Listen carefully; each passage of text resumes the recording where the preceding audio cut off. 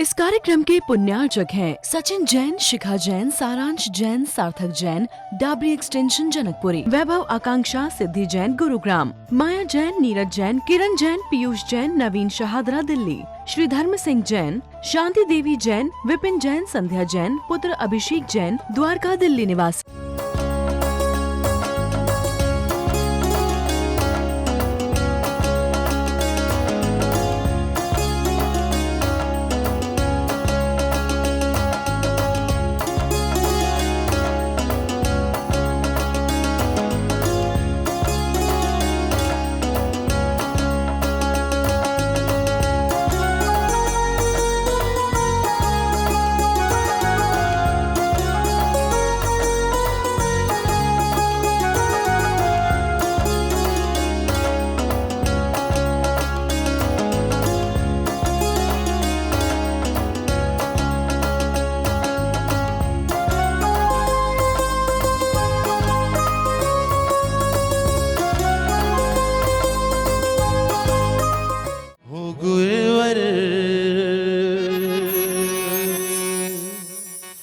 हो गुरुवर मुझको तेरा बड़ा सहारा है। गुरुवर मुझको तेरा बड़ा सहारा है। तू ही तो मेरी नैया किनारा है, तू ही तो मेरी नैया किनारा है। गुरुवर मुझको तेरा बड़ा सहारा है। गुरुवर मुझको तेरा बड़ा।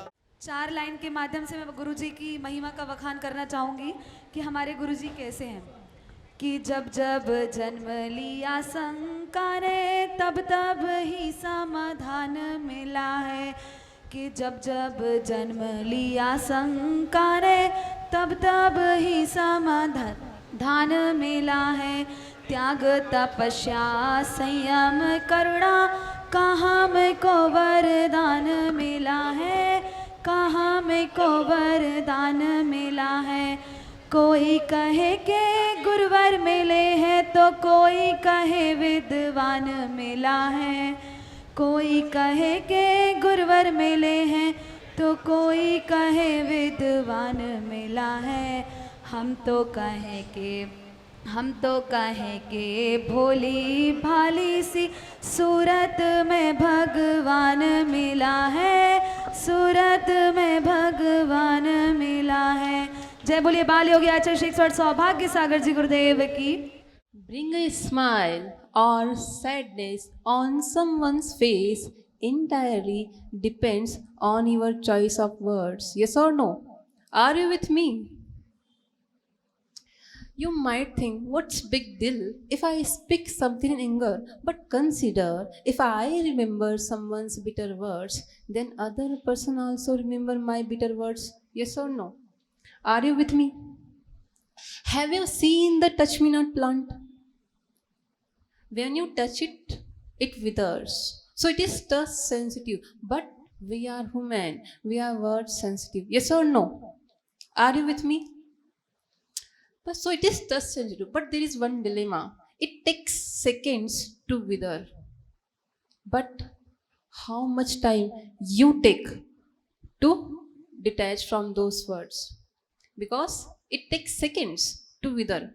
But sometimes we take seconds, sometimes minutes, sometimes hours, and sometimes even months to come out from those words. Yes or no? How much time you take to come out from those words? बोलो आचार्य श्री सौभाग्य सागर जी महाराज की जय, उपचार्य संघ की जय। आज मुझे बहुत सौभाग्य प्राप्त हुआ है कि आचार्य श्री कई वर्षों बाद इस घर में दोबारा रात्रि आज कर रहे हैं। क्योंकि 2014 में जब आचार्य श्री का हमें सौभाग्य मिला था तो उस वक्त हमारे परिवार ने कलश लिया था। तो तब आचार्य श्री उपाध्याय थे फिर हमें सबको वो मिला कि यहाँ से आचार्य श्री बन के गए, तो उसका पूरे रोहतक रोड का, पूरे समाज का, सभी को आचार्य श्री का आशीर्वाद प्राप्त हुआ।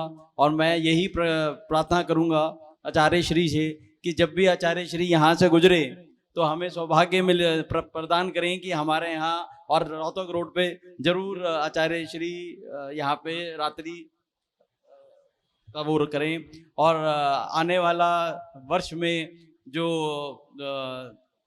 चौमासा है वो यहीं रोहतक रोड पे हो।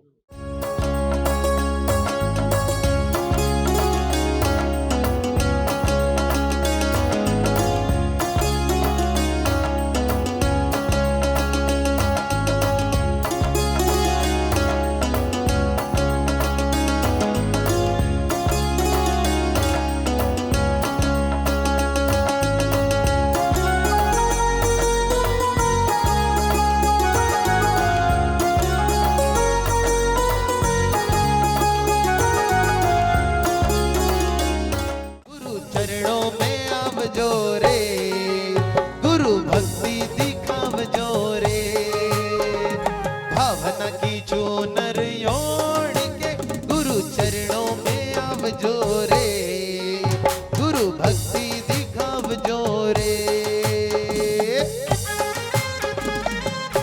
नित्य प्रति संध्या काल होता है और संध्या काल होने के बाद सभी लोग अपने अपने गंतव्य की ओर बढ़ जाते हैं।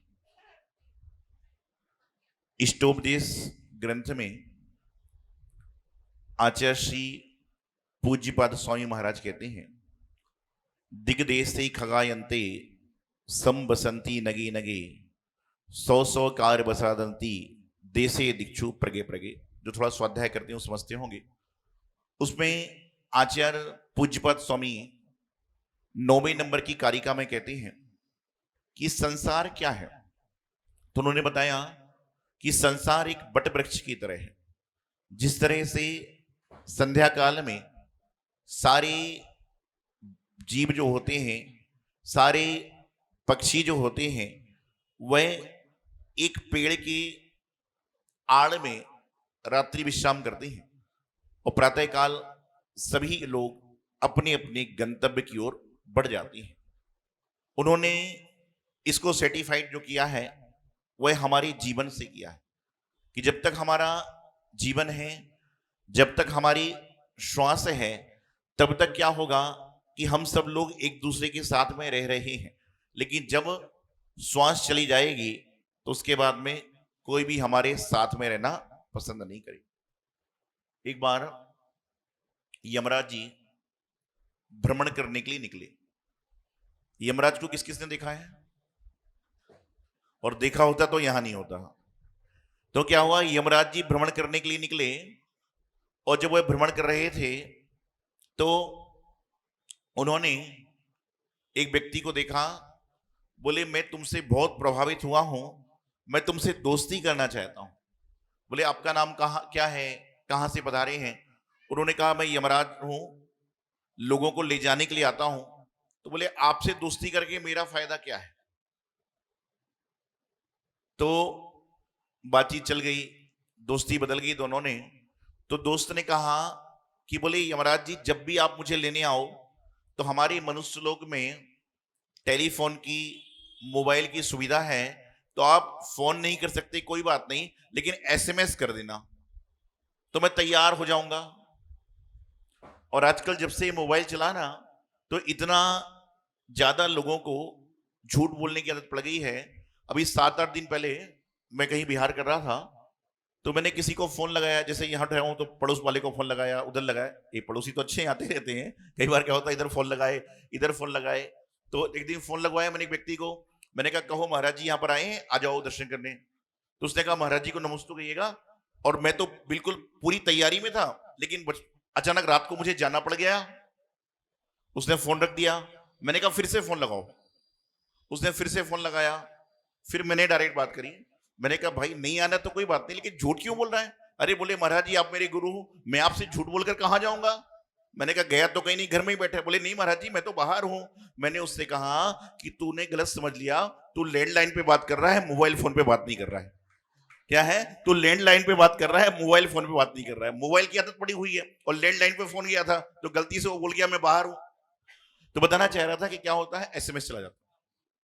तो उन्होंने कहा कि एसएमएस के जरिए मुझे संदेश दे देना। और कुछ समय के बाद में यमराज उसको लेने आए। तो लेने आए तो उसने कहा कि प्रभु मैंने सुना था कि मनुष्य लोक में धोखा है, लेकिन यहां तो मैं देख रहा हूं यम लोक के यहां भी धोखा है। बोले आपने कोई संदेश नहीं दिया, आपने कोई मैसेज नहीं दिया, आपने कुछ भी नहीं किया और मुझे लेने आ गए। तो उन्होंने कहा कि मैंने तुझे एक नहीं, दो नहीं, 4-5 संदेश दिए। बोले मुझे तो कोई भी संदेश प्राप्त नहीं हुआ। मेरा मोबाइल का इनबॉक्स देखिए, मेरे सारी मीडिया को देखिए, मेरे पास कोई भी मैसेज आपका नहीं आया। तो यमराज ने कहा कि सबसे पहले मैंने तुझे एसएमएस दिया कि तुम्हारी आंख की रोशनी कम कर दी। क्या किया, सबसे पहले मेरा एसएमएस था कि तुम्हारे आंख की रोशनी कम कर दी। तो तुमने क्या किया, पावर पे पावर, पावर पे पावर, चश्मे बढ़ाते गए। बोले चलो कोई बात नहीं, एक था। दूसरा क्या था, बोले मैंने तुम्हारे कान की आवाज कम कर दी। तो तुमने क्या किया, मशीन लगाना प्रारंभ कर दी। बोले चलो कोई बात नहीं। तीसरा क्या था, बोले मैंने तुम्हारे हाथ में कंपन चालू कर दी। तो तुमने क्या किया, छड़ी लेकर चलना प्रारंभ कर दिया। बोले बाकी क्या है, उन्होंने कहा ये चौथे नंबर का एसएमएस ये था कि तुम्हारे दांत धीरे धीरे धीरे धीरे टूटना चालू कर दिए। तो तुमने बत्तीसी लगा ली। इसके बाद यमराज कुछ नहीं बोले, वो बोला चलता हूं, मेरा जाने का समय आ गया। तो यमराज सभी के जीवन में इस तरह के 4-5 एसएमएस देते हैं और उन एसएमएस को हम समझ नहीं पाते हैं। जब धीरे धीरे धीरे करके शुरुआत हो रही है तो अंत समय में क्या होता है, हमारे पास कुछ नहीं बचता। तो जीवन का आनंद जो है ना, वो सत्संग में है, प्रभु के दरबार में है, गुरु के पास। आज युद्ध चल रहा है, अन्य देशों में युद्ध चल रहा है। अभी जंतर मंतर में स्ट्राइक चल रही थी, हर जगह चल रहा है। और जब पहले के जमाने में युद्ध चलता था तो लोग तो तमंचे बंदूकों से लड़ते थे। उसके बाद जब युद्ध होता था तो लोग हाथापाई पे आते थे। उसके बाद जब युद्ध होता था तो लोग बोल बोल के युद्ध करते थे। लेकिन वर्तमान में जो युद्ध चल रहा है ना, वह स्टेटस वॉर चल रहा है। क्या है, स्टेटस वॉर चल रहा है कि किसी को कुछ कहना है तो बोलने की जरूरत नहीं है, अपने मोबाइल पे स्टेटस लगा लीजिए। जब तक सामने वाला देखेगा नहीं, आदमी बार बार चेक करता है, देखा कि नहीं, देखा कि नहीं, देखा कि नहीं। और जिसके लिए लगाया उसने देख लिया तो डिलीट हो जाता है। क्या है, स्टेटस बार चल रहा है कि आजकल स्टेटस लगाओ, सामने वाला समझ जाता है। वह पूछे ना पूछे 100 और पूछ लेते हैं, बोले क्या हुआ, कैसे हुआ। इस समय बदल रहा है और समय के बदलाव में हर चीज चलती जा रही है। तो बताना ये चाह रहा था कि हर चीज बदलेगी और बदलने का युग है। पहले लोग साइकिल पर चलते थे, 50 साल बाद वापिस साइकिल पे आ गए। अंतर इतना है कि साइकिल पहले सादी थी, अब साइकिल फैंसी हो गई है। साइकिल ही चलना साइकिल पर भी है, लेकिन चलते लोग पहले थे। पहले के जमाने में लोग मंदिर जाते थे नंगे पैर, एक्यूप्रेशर भी होता था और मंदिर का पुण्य भी मिल जाता था। लेकिन आजकल क्या हो रहा, लोग प्रातःकाल घूमने जा रहे हैं, वॉकिंग पे जा रहे हैं। जो लोग जिन मंदिर वॉक करके जाते हैं उनको कोई ना वॉकिंग की आवश्यकता है और ना किसी से माइंड सेट करने के लिए टॉकिंग की आवश्यकता है। एक बार जिन मंदिर नंगे पैर जाना, हफ्ते में एक बार, 15 दिन में एक बार जाना चालू करो, आपकी बीमारी आधी से ज्यादा वैसे ही सही हो जाएगी, क्योंकि भगवान के जाना पड़ेगा, सारा काम हो जाएगा। आज हम लोग देखते हैं, आप जब इधर देखोगे ना, इधर देखोगे तो 80-82 साल का आदमी पालती मार के बैठा है, और इधर देखोगे तो 20 साल का आदमी भी सोच रहा है सोफा रखते विकासी तो ज्यादा आनंद आता, कुर्सी में आनंद नहीं है। क्या हो रहा है सारा, उसका कारण है कि आपका भोजन भी इस तरह से हो रहा है, पूजन भी इस तरह से हो रही है। हमारे जैनागम में वैसे 2 तरह के आसन बताए गए हैं, खड़गासन और क्या है, खड़गासन और। अब मंदिर में ना तो खड़गासन वाला आदमी है ना पद्मासन वाला आदमी है, मंदिर में मुड्डासन वाले लोग चल रहे हैं। ये खड़गासन भी खत्म है, पद्मासन भी खत्म, मुड्डासन चल रहा है। और जब 25-40 बैठे होते तो बेचारा 5 क्या करे, वो भी बैठ जाते हैं सारे के साथ। जिंदगी में कोई भी काम करना है थोड़ा अकल का इस्तेमाल कीजिए। लेकिन आज क्या हो रहा है, लोग नकल के साथ काम कर रहे हैं, इसलिए सक्सेसफुल नहीं हो पा रहे। और हमेशा हमारा मानना है अकल का प्रयोग करोगे तो आपका जीवन सही होगा, नकल का प्रयोग करोगे तो जीवन सही नहीं होगा। जब हम लोग बिहार करके हस्तिनापुर जाते हैं और आप लोग भी हस्तिनापुर जाते रहते होंगे, तो आप देखते होंगे गाजियाबाद की बात मेरठ तक एक बोर्ड लाओ मिलता है, कौन सा? जैन सिकंजी। क्या लिखा था? जैन सिकंजी। और हर बोर्ड पर लिखा है कि सावधान रहिए, हमारी कोई दुकान नहीं है, नकलचियों से सावधान। और हर दुकानों के सामने बोर्ड लगा हुआ है। आप यहां से आगरे तरफ जाओ, क्या मिलेगा? पंची पेठा। और क्या लिखा हुआ है? नकलचियों से सावधान, हमारी अन्य कोई ब्रांच नहीं है। तो असली कौन सा है और नकली कौन सा पता ही नहीं चल रहा। नकल करने में लोग इतने माहिर हैं, लेकिन कहीं ना कहीं नकल करते समय अकल खो देते हैं, इसलिए समस्याएं हो जाती हैं। एक बार क्या हुआ, दो मित्र जो बचपन से एक साथ खेलते थे, कूदते थे, पढ़ते थे, और दोनों के दोनों मित्र पहली से पांचवी तक, पांचवी से बारहवीं तक, बारहवीं से कॉलेज तक, कॉलेज से लेकर आगे पढ़ाई तक साथ में करते रहे। चांस की बात है दोनों का नाम भी सेम था, रोल नंबर 1 2 2 3 4 5 ऐसा आता था, और दोनों एक दूसरे के सहारे पास हो जाते थे, मतलब नकल के माध्यम से। जब उनकी पढ़ाई अच्छे लेवल पर पहुंच गई, पढ़ के पास हो गए, इंटरव्यू कॉल आया एक कंपनी में, और चांस की बात थी कि 2 लोगों की ही वहां पर जरूरत थी। लेकिन जब इंटरव्यू कॉल होता है तो 1 by 1 होता है, 2 नहीं होता एक साथ। अब उनके दोनों के चेहरे पर थकान आई कि बोले अब हमारा होगा क्या? अभी तक तो हम लोग एक दूसरे के सहारे से अपना काम कर लेते थे, अब क्या होगा? तो पहले वाले ने कहा, दूसरे वाले ने कहा कि जो भी पहले अंदर जाएगा, अंदर जो सवाल होगा उसका जवाब तेजी से देगा तो बाहर खड़ा व्यक्ति सुन लेगा और जवाब दे देगा अगले बार में, अगली ट्रिप में। पहला व्यक्ति अंदर गया, उससे प्रश्न हुआ कि भारत देश कब आजाद हुआ था? उसे थोड़ा जोर से बोला 15 अगस्त। ये तो आपको ही पता है कब आजाद हुआ है, 15 अगस्त 1947। ये 20 साल पुरानी बात है। क्या कहा? 15 अगस्त 1947 को। उससे दूसरा प्रश्न हुआ 20 साल पहले कि भारत देश के प्रधानमंत्री कौन है? तो 20 साल पहले कौन थे? डॉक्टर मनमोहन सिंह। उससे तीसरा प्रश्न हुआ कि ये जो पृथ्वी है ये गोल है कि चपटी? तो उसने जवाब दिया अभी खोज चल रही है, निष्कर्ष नहीं निकला है। उसने कहा वेरी गुड, तुम सिलेक्टेड हो गए। वो गया, पीछे वाला दरवाजे से सारा सुन रहा था। जैसे ही अंदर पहुंचा, ओवर कॉन्फिडेंस में कि मुझे सारे आंसर आते हैं, ओवर कॉन्फिडेंस में जैसे ही गया, उससे पहला प्रश्न हुआ कि तुम्हारा जन्म कब हुआ है? उससे पहला प्रश्न हुआ कि तुम्हारा जन्म कब हुआ है? उसने कहा 15 अगस्त 1947 को। उसे घूर के देखा, उससे पूछा कि तुम्हारे पिताजी का नाम क्या है? उसने कहा डॉक्टर मनमोहन सिंह। उसने तीसरा प्रश्न पूछा, लगता है तुम पागल हो। क्या कहा? लगता है तुम पागल हो। उसने हाथ जोड़कर बोला अभी खोज चल रही है, निष्कर्ष निकला है और चल। ऐसे ही ये छोटे से सवाल। इस कार्यक्रम के पुण्यार्चक थे सचिन जैन, शिखा जैन, सारांश जैन, सार्थक जैन, डाबरी एक्सटेंशन जनकपुरी, वैभव आकांक्षा सिद्धि जैन गुरुग्राम, माया जैन, नीरज जैन, किरण जैन, पीयूष जैन, नवीन शाहदरा दिल्ली, श्री धर्म सिंह जैन, शांति देवी जैन, विपिन जैन, संध्या जैन, पुत्र अभिषेक जैन, द्वारका दिल्ली निवासी।